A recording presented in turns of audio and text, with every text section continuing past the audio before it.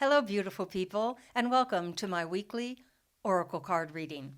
Today we'll be working with the Animal Wisdom Oracle. This Oracle has got 36 different animals in the deck, and after shuffling and cutting the cards, the one that I chose for this week is Dolphin, and Dolphin is a friendly guide. I know everyone loves dolphins. It's on many people's bucket list to swim with the dolphins, and if you're lucky, you've at least been able to see them. I have, and it's an amazing experience when you see dolphins jumping and playing out of the water. But let's delve into some of the symbolism and wisdom that dolphin offers us. Dolphin is symbolic of intelligence, community, teamwork, playfulness, joy, compassion, protection, duality and balance, harmony, death and rebirth. Can't seem to get away from that one, can we? Dolphin inspires joy to grow in your heart. Dolphin brings messages of love and generosity, teaching the importance of friends, community, and intelligent teamwork. Dolphin offers friendship, protection, and compassion. Dolphin reminds you that play is good and laughter heals, calling you to maintain a balance of work and play. I know I have got to call on Dolphin frequently. I tend to get way out of balance, focusing only on work and forgetting to play. So often Dolphin does appear for me when I pull the cards because I need to be reminded of that. Okay, get up, get out, go have some fun. So if you have a tendency for that too, let Dolphin remind you that play and fun are important parts of life. Dolphin lives in two worlds, water and air. Dolphin gifts you with the ability to balance this duality of water and air and harmonize the watery realm of the unconscious, intuition, and emotions with the airy world of intelligence, perception, and knowledge. Dolphin heals through breath, carries you to a peaceful resolution of conflict, and through death to rebirth. Let Dolphin guide you to compassion, community, and joy. Now, dolphins are extremely intelligent animals, and they live together in groups that are called pods. Often a dozen different individuals can make up one pod, and they really work together. They swim together, they hunt together, they take care of each other, and they live a good life. Dolphins are sentient beings, and they are aware of their family, and they stay together for life.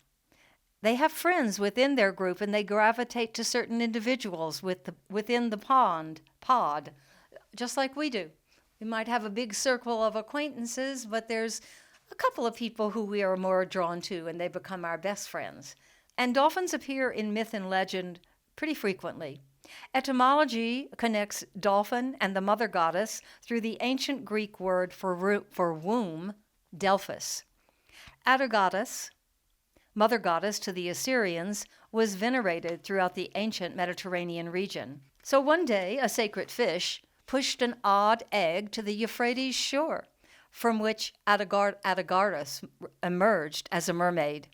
She gave birth to a fully human daughter, but unfortunately she could not bear their difference.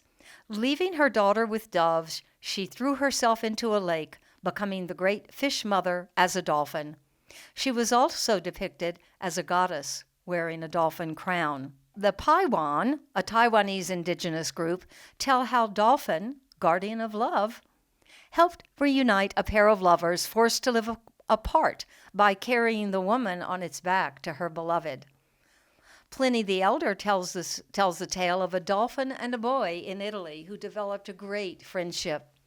The boy would walk along the shores of Lake Lucerne every day on his way to school, and during this time, he and a dolphin who lived in the lake became great friends. The dolphin accompanied him and helped him get to school on time, and they just really came to care for each other.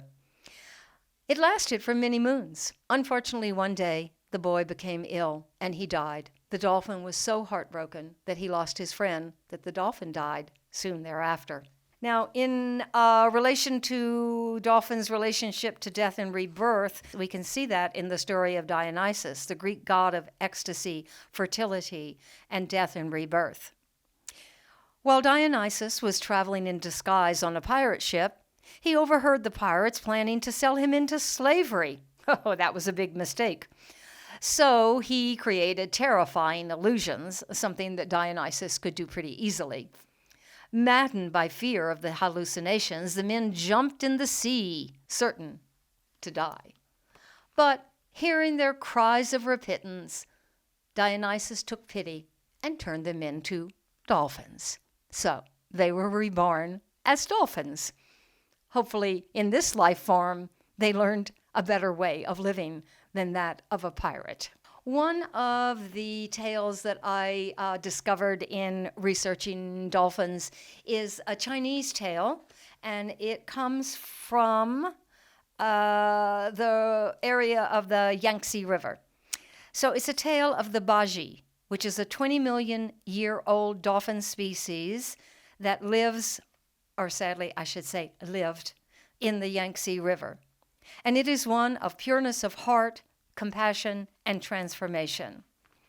According to the story, a caring and beautiful princess lived with her emperor father on the banks of the river. He chose a husband for his daughter. Unfortunately, it was not the man of her choice, and she did not want to marry him. That was not the life she had envisioned for herself, so she refused. Her father, the emperor, became very angry and decreed that she would be punished by death. So he loaded her up on his emperor's boat and took her out into the river, whereupon he threw her overboard, leaving her to die. As she was sinking and sinking, nearing death, a river goddess came and took pity on her, and she turned the princess into a baji dolphin. Now, as dolphin, the princess explained to the river goddess what had happened to bring her to such an ill fate. And the river goddess became very, very angry. How in the world could someone do that to their own daughter? And she brewed up a big storm, and it sunk the emperor's boat. Well, the princess, even though her father had tried to kill her for disobeying him, she took compassion on him, and as dolphin, she saved him.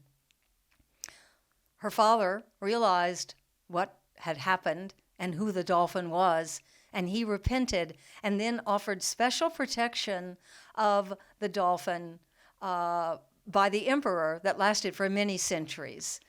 The princess became known as the goddess of the Yangtze, a symbol of peace, prosperity, and protection.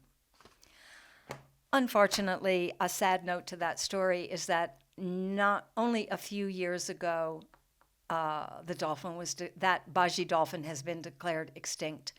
The rule of the emperors ended, and the industrialization of China began, and so the Yangtze no longer supports the life for dolphins. I leave you for the day with Dolphin as your guide for this week. Remember to take joy, community, love, and compassion into your heart and express them into the world. And remember, play is good.